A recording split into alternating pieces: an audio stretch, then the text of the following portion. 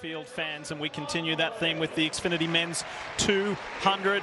And Addo Bolden rejoins me, Lee Diffie, and we get treated here to the Olympic champion. Yeah, he defeated Noah Lyles and Kenny Bednarek last summer in Paris. He lost his mother last May and turned that grief into motivation to go get Botswana's first Olympic gold on the track.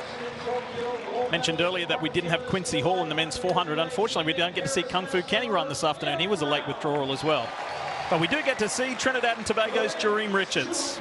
He got a bronze in the 200 at the 2017 World Championships, but he's adept at both 200 and 400. He was just off the podium in Paris in the 400. In fact, the time that he ran to get that fourth place, nobody had ever run that fast in the Olympics in the 400 and not gotten a medal.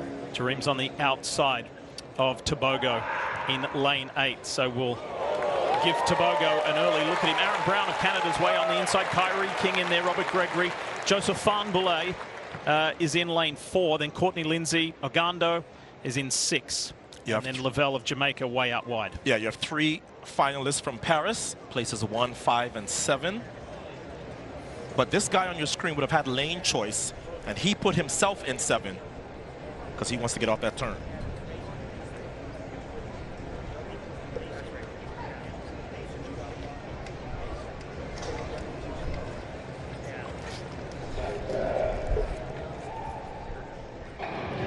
Xfinity Men's 200 is underway. Paris was special for Tebogo. What's it going to be here at Pre?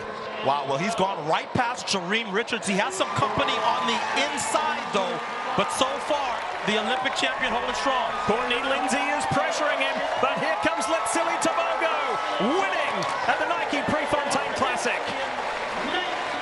And that's the fastest time in the world by quite a margin. So after not breaking 20 all season, the Olympic champion is right back where he needs to be with this sub-19.8 performance. That tells you everything you need to know about his approach and his attitude with the World Championships looming just 70 days away. So let's take another look at this half lap. He had a really good response to the gun. But then as they straightened for home, he had some competition from Lindsay on the inside. But as Lindsay started to tie up, Tebogo did not. And that's what got him to the finish line first in a world-leading performance of 1976. A season's best for Lindsay in 2nd, and the Olympic finalist Ogando from the Dominican Republic in 3rd in 1994, as 3 men get under 20 seconds flat. And some good times today in a variety of events. Quite frankly, I'm a little jealous of Cara because the distances have had world records and fantastic meet records. The sprints haven't quite been there, but this is one of the better sprint events. That 19.7 is a good performance for the Olympic champion who's going to be trying to win a world title later this summer in Japan. Yeah, rub your hands together. You get to see Tebogo and hopefully Noah and Kenny Bednarek in Tokyo. Well, Letsile, from the gun to the finish, what does this 1976 tell you about your fitness and your shape for this World Championship year? I mean, this is our first race after the injury that we had in Rabat. So I'm happy with the performance, and it's something that we didn't expect.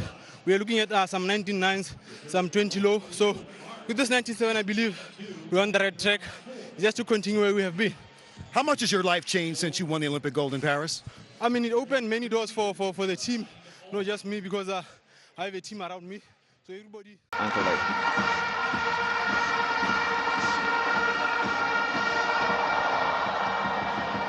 Lots of potential for Davidson. Told me he wants to get back to the World Juniors this year. So many outstanding talents here in Jamaica in the boys sprints. Lavelle, of course, there's Nazir John. Spoke about him earlier, 20.79 in the World Under-20 semifinals in Nairobi last year. Didn't get through to the final. Did make the 100 final in Nairobi, finishing in 7th position. And hoping to deliver a medal for Grenada here. Their medal hopes would have been hit Grenada when Jamora Alves came down with illness and out of 3 field events where she would have been favored to medal. There's Jaden Reed of the Cayman Islands, trains here in Jamaica at Jamaica College. 20.91, man. I think this distance between all of those he does, 100, 200, 400, is his best. Tight inside lane. He's a tall boy, but if he can negotiate the curve, he can get one. Here's Brian Level, the favorite, undefeated at 200 this season. And he hopes to keep it that way. His one defeat at 100 meters came at the hands of the CARIFTA champion now, DeAndre Daly.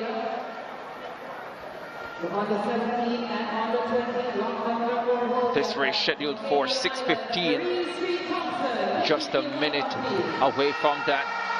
The stadium announcer welcoming Kareem Street Thompson, still the long jump record holder. As we look at the lineup, Nazia John in lane number 8 representing Grenada, 20.79 personal best, second fastest in the field. There is Wanya Bell. We expected a British Virgin Islands athlete to be in this final, but we thought it would be Jalil Kroll. Bell has already finished 5th in the 100 final, now looks to improve over 200.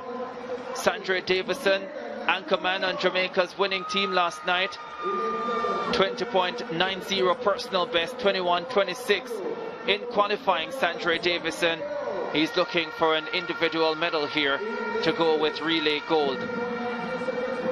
There's the favorite, 20.53 personal best, consistently under 21 seconds, 21.01 in qualifying. Shaquille McKay, 21.38 this season, 21.33 at his best, 21.46 in qualifying, competitor 4.13.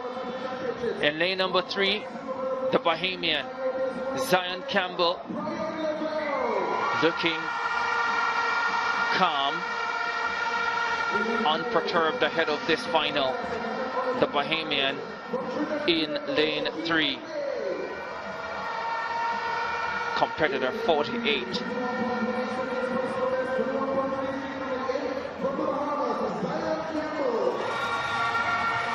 Then in lane number 2, 20.91 personal best, Jaden Reed of the Cayman Islands, 4th in the 100 meters. Badly wants to take home a medal for his country. And on the inside, in lane number 1, Maskell Beckles of Barbados, slowest into the final at 21.73.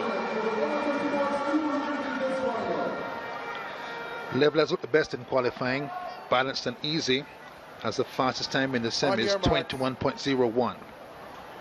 CARIFTA record, once the world under 20 record, 19.93. Usain Bolt, forget about it. Final of the under 20 boys 200 meters. For battle. Set. Off this time. Nazia John flew out in lane number 8. Brian Lavelle is also running a brilliant curve, as his teammate Sandra Davison. The Bahamian Campbell going well on the inside. Lavelle in front. Davison chasing him. Jamaica win the 1-2. John gets bronze. The men's 200 meters this season has revealed two very different, yet deeply connected faces of sprinting, established global supremacy and the emergence of the next generation. On one side stands Letsile Tebogo, already a symbol of excellence at the very top of the sport. On the other, the CARIFTA Games once again showcased Jamaica's unmatched ability to produce sprinting talent before the world is even ready for it. At the Nike Prefontaine Classic in Eugene, Tebogo lined up not merely as a competitor, but as the Olympic champion and the man who disrupted sprinting's established hierarchy. His victory in Paris, where he defeated Noah Lyles and Kenny Bednarek, delivered Botswana its first ever Olympic gold medal on the track. That triumph carried immense emotional weight, coming just months after the loss of his mother, and transformed Tebogo from a prodigy into a champion defined by resilience and control. In Eugene, with the World Championships approaching, the race was less about proving speed and more about asserting authority. Against seasoned athletes like Jareem Richards and Courtney Lindsay, Tebogo displayed tactical maturity, managing the curve, maintaining relaxation, and applying pressure exactly when it mattered. Even in a field missing a few star names, the message was clear. Tebogo is no longer chasing anyone. He is the standard. While Tebogo represents the present and immediate future of elite sprinting, the CARIFTA Games offered a glimpse into what may come next. Jamaica once again dominated the men's 200 meters, led by Brian Lavelle, who continued his unbeaten season with a composed and technically sound victory. His smooth transition off the bend and calm execution under pressure marked him as more than just a fast junior. He looked like an athlete already preparing for senior competition. Close behind him, Sandre Davidson delivered a powerful performance that highlighted raw speed and competitive fire. His explosive finishes and relay performances naturally invited comparisons to Usain Bolt, though his true value lies not in comparisons, but in potential. CARIFTA is not about finished products. It is about identifying who might one day belong on the same stage as Tebogo. Together, these two races tell a single compelling story. Tebogo embodies what happens when talent, discipline, and emotional strength converge at the highest level. Jamaica's young sprinters represent the relentless cycle of renewal that keeps sprinting alive and unpredictable. One race confirms dominance. The other promises disruption. And in the 200 meters, a distance that demands speed, strength, and intelligence, both the present and the future continue to collide in spectacular fashion.